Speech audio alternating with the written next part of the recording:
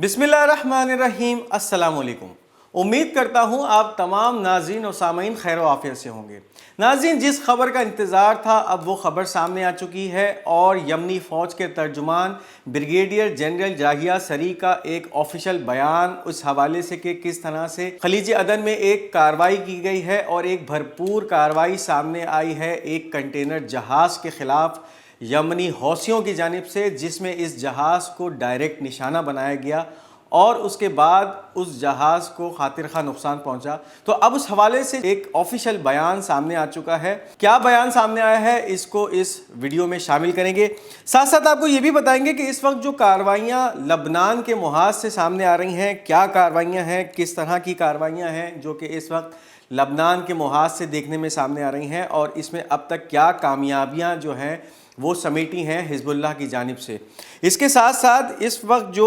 मुज़ाहिमती तहरीकें हैं, चाहे वो अल अक्सा शुहदा ब्रिगेड हो या इसके साथ साथ मुजाहिदीन ब्रिगेड हो, इनकी जानिब से भी कुछ कार्रवाइयाँ जो हैं वो गज़ा में देखने में सामने आई हैं। इस पर भी हम इस वीडियो में बात करते चलेंगे। इसके साथ साथ आपको ये भी बताएंगे कि इस वक्त जो इसराइल के अंदर के हालात हैं, क्या मामलात हैं और किस तरह से एक तसादुम की कैफियत आज देखने में सामने आई है हाईली रैंक्ड ऑफिशियल्स के दरमियान और मिनिस्टर्स के दरमियान इसराइल में। इसको इसराइली मीडिया ने कोट किया है और क्या ख़बर इस वक्त सामने आ रही है, इस पर भी हम इस वीडियो में बात करेंगे। तो अगर अब तक आपने हमारे इस चैनल पाक गोल्ड मीडिया को सब्सक्राइब नहीं किया तो इस चैनल को सब्सक्राइब कीजिए ताकि आने वाली तमाम वीडियोस आप तक पहुंच सकें। इस वीडियो को लाइक कीजिए, शेयर कीजिए और कमेंट्स में अपनी कीमती आरा का इजहार करना मत भूलिए। नाज़रीन, अब जो खबरें सामने आ चुकी हैं, कल की खबर में हमने आपको ये बताया था कि एक इनिशियल रिपोर्ट सामने आई थी UKMTO की जानिब से, जिसमें 91 nautical mile south east of अदन के अंदर एक जहाज़ को निशाना बनाने की रिपोर्ट्स पहुंची थी और अब उसकी मुकम्मल वजाहत और एक मुकम्मल उसकी तस्दीक सामने आ चुकी है यमनी फ़ौज के तर्जुमान ब्रिगेडियर जनरल याहिया सरी की जानिब से। एक जानिब तो इस बहरी जहाज़ जो कि कंटेनर शिप था, इसको निशाना बनाया गया है और इसके साथ साथ कुछ और भी कार्रवाइयाँ हैं, कुछ और भी कामयाबियाँ हैं जो कि यमनी हौसियों ने समेटी हैं। तो आइए उस बयान की तरफ चलते हैं। ट्रम्पिंग over the oppressed Palestinian people and in retaliation of the American British aggression against our country, the naval forces of the Yemeni armed forces carried out a targeting operation against an Israeli ship MSC Sky in the Arabian Sea with a number of suitable naval missiles, and the hit was accurate and direct. The targeting operation came only hours after carrying out a qualitative operation during which the missile force and the unmanned air force launched a number of ballistic missiles and drones at a number of enemy American warships in the Red Sea. अब ये चीज़ें सामने आ रही हैं कि एक तरफ तो एक जहाज़ जो कि कंटेनर जहाज़ MSC स्काई नामी ये जहाज़ है, इसको निशाना बनाया गया है यमनी नेवल फोर्सेस के बैलिस्टिक मिसाइलों के ज़रिए और ये एक डायरेक्ट हिट थी और तीर बा हदफ निशाना था जिसको अचीव किया गया है यमनी हौसियों की जानिब से। दूसरी जानिब एक और कार्रवाई भी जो देखने में सामने आ रही है वो ये सामने आ रही है कि लातादाद बैलिस्टिक मिसाइलों से और ड्रोन से निशाना बनाया गया है इस वक्त जो बहरा अहमर में अमरीकी बहरी बेड़े मौजूद हैं उनको, और ये भी एक क्वालिटेटिव यानी एक भरपूर कार्रवाई है जो कि इस वक्त यमन के इन मुसल्लह हौसियों की जानिब से बहरा अहमर में देखने में सामने आई है। तो अब ये मुत्तफ़क़ा बयान सामने आ चुका है और कन्फर्मेशन भी अब सामने आ चुकी है कि एक जानिब तो एक ऐसे जहाज़ को निशाना बनाया गया है MSC स्काई नामी कंटेनर शिप जो कि सामान लेकर इसराइल की बंदरगाह जा रहा था और इसका जो पोर्ट ऑफ डेस्टिनेशन था वो इलाद पोर्ट था इसराइल का, और इसको उस रास्ते में घेरा गया और खलीज अदन के पास उसको निशाना बनाया गया। बैलिस्टिक मिसाइल्स दागे गए उस जहाज़ पे और इसके साथ साथ ऐसे ड्रोन्स भी दागे गए जो कि अपने हदफ को निशाना लगाते हैं और अपने हदफ के करीब जाकर धमाके से फट जाते हैं और उस हदफ को नुकसान पहुंचाते हैं। तो ये दो चीज़ें इस वक्त सामने आ रही हैं कि इन हमलों में इस्तेमाल की गई हैं। और दूसरी जानिब जो बहरा अहमर में इस वक्त बहुत सारे अमरीकी बहरी बेड़े या अमरीकी डिस्ट्रॉयर्स और उसके साथ साथ जो इस वक्त एयरक्राफ्ट कैरियर्स मौजूद हैं उनको निशाना बनाया गया है ये जो यमनी नेवल फोर्स है और यमनी मिसाइल फोर्स है उसकी जानिब से।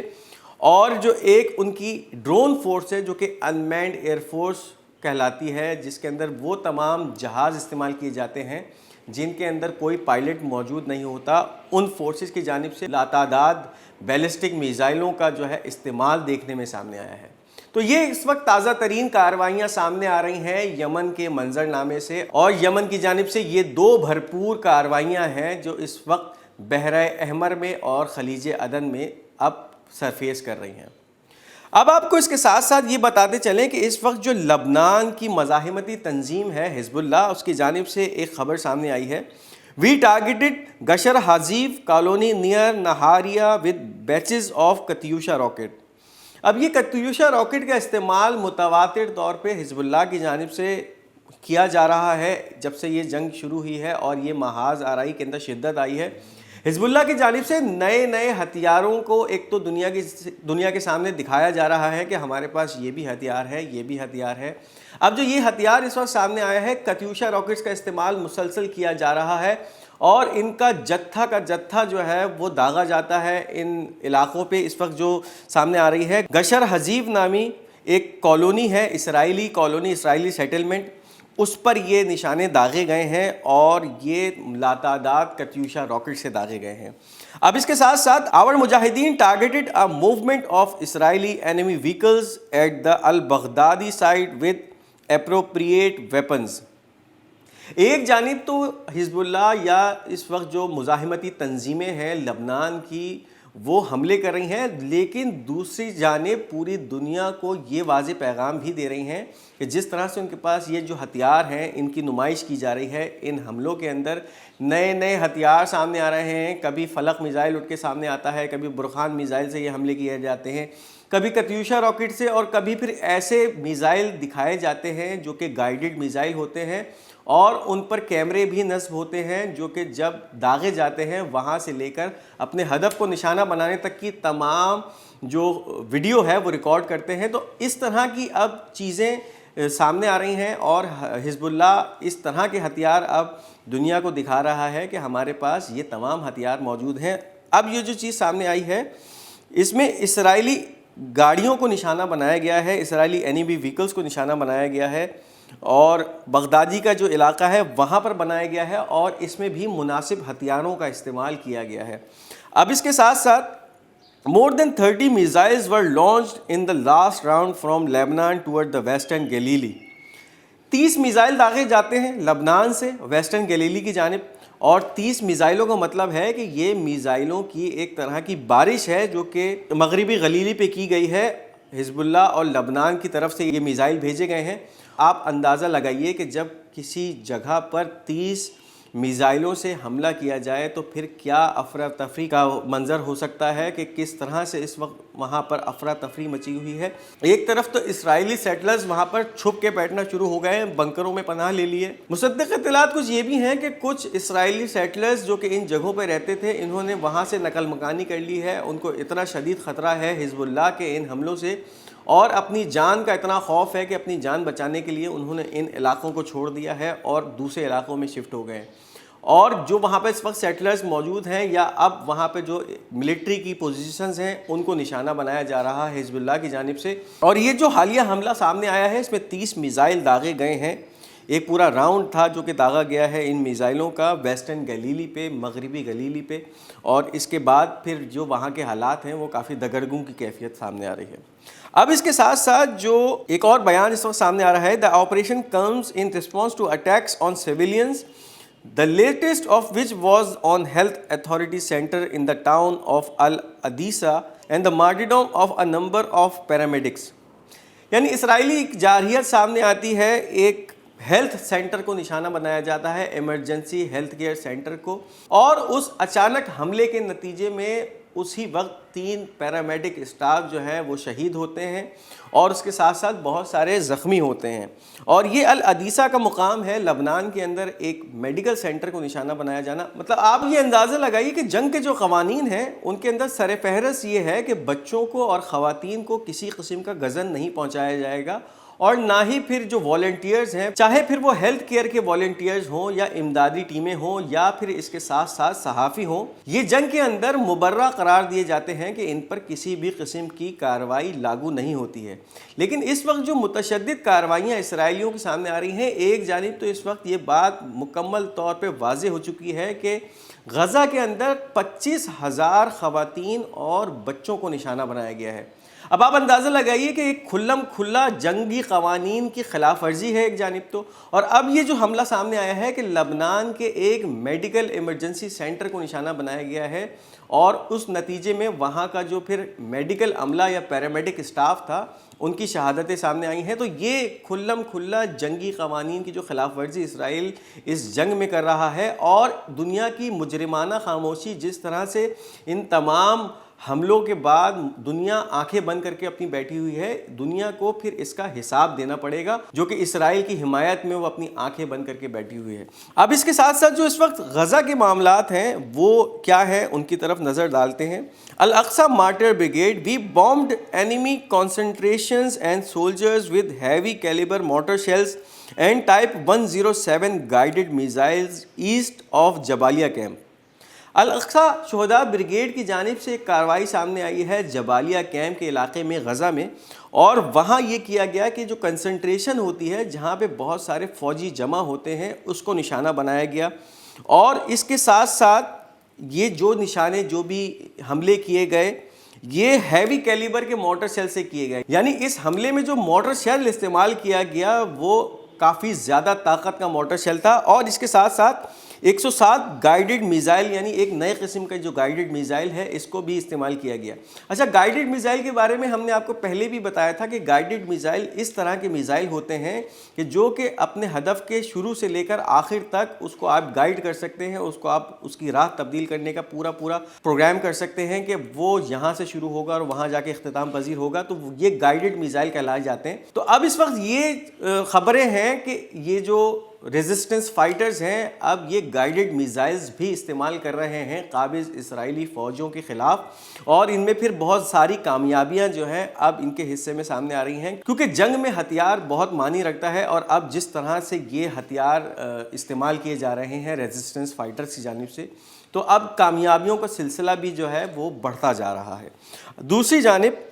مجاہدین بریگیڈز: our مجاہدین along with القدس brigade carried out a sniper operation against one of the occupation soldier and targeted a gathering of Israeli soldiers with al-Sair missile in al-Qasasib neighborhood in Jabalia camp. اب یہ بھی ایک Jabalia camp سے خبر سامنے آ رہی ہے جہاں مجاہدین بریگیڈ نے القدس بریگیڈ کے ساتھ مل کر ایک کارروائی کی ہے، اور ایک جانب تو اسنائپر سے نشانہ لگایا ہے ایک اسرائیلی قابض فوجی کا اور اس کو ہلاک کیا ہے، اور اس حملے کے ساتھ ساتھ اسرائیلی فوجوں کی ٹولی پہ بھی حملہ کیا گیا ہے جو کہ سعیر میزائل سے کیا گیا ہے، اور یہ قصائب کے علاقے میں، جبالیہ کیمپ کے قصائب کے علاقے میں کیا گیا ہے غزہ شہر میں۔